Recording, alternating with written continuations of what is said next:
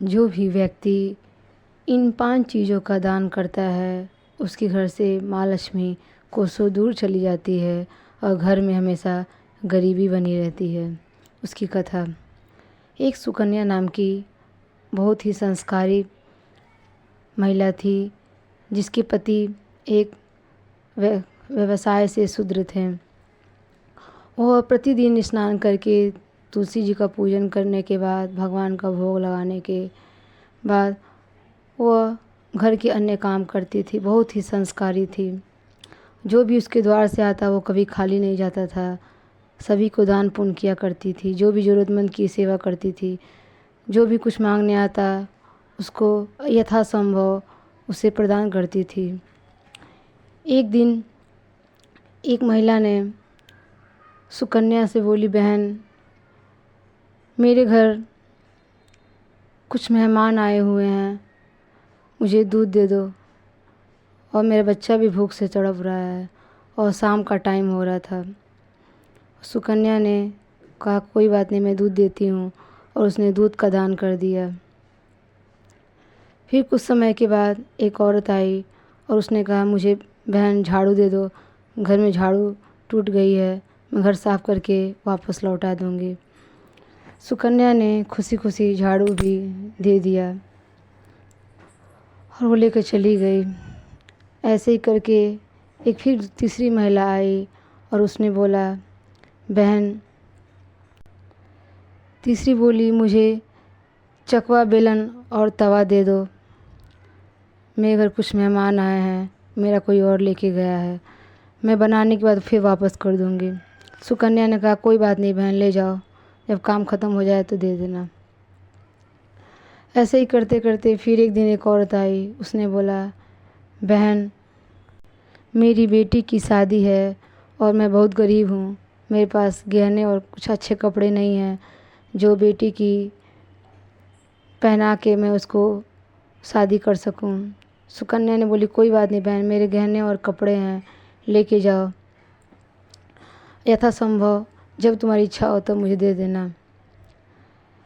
इतना कुछ देने के बाद सुकन्या के घर में माँ लक्ष्मी नाराज़ होकर चली गईं और उसके घर में अलक्ष्मी का वास हो गया। उसके पति का दुकान लूट गई, चारों तरफ से हाहाकार मच गया।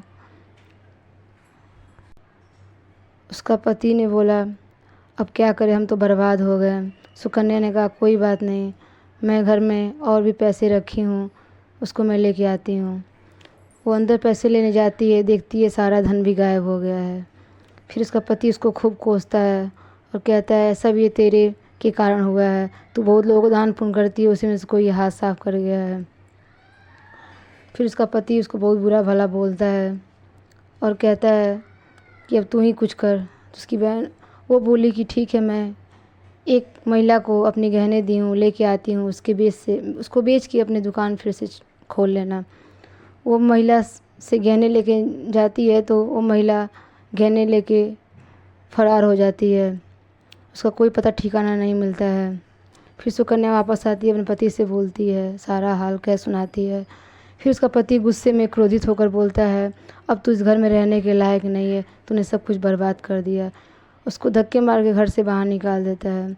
सुकन्या रोती भी लगती हुई जंगल की तरफ जाती है और कहती है हे भगवान, मुझे अब जीने का कोई अधिकार नहीं है, मेरे इतना पूजा पाठ करने के बाद भी मुझे ऐसा दिन देखना पड़ रहा है, अब मैं आत्महत्या करके मर जाऊंगी। और भगवान से विनती करती है भगवान किस भूल के कारण मुझे ऐसी गलती हुई, जो इस गलती के कारण ये पाप भुगतना पड़ रहा है, जो मेरे पति से अपने दूर रहना पड़ रहा है। सुकन्या ने जो ही कूदने की सोची तो महालक्ष्मी प्रकट हुई और बोली रुक जाओ बेटी, ये सब तुम्हारे ही कारण तुम्हारा धन बर्बाद हुआ है।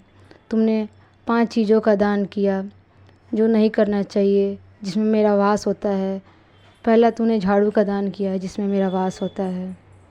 दूसरे नंबर पे शाम के समय किसी सफ़ेद वस्तु का दान नहीं करना चाहिए, जिसमें तूने दूध का दान दिया, उससे मैं नाराज़ होके घर छोड़ दी। तीसरा नंबर चौकी बेलना और तवा किसी को भी नहीं देना चाहिए, उसमें मेरा वास होता है।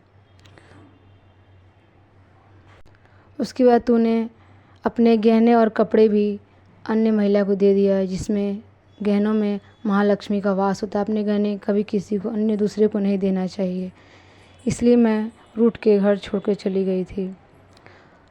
इसलिए अब मैं सब तुम्हें वापस करती हूँ। अब तुम खुशी खुशी अपने घर जाओ और आज के बाद कभी इन चीज़ों का दान मत करना, जिससे घर में गरीबी आती है। जय महालक्ष्मी।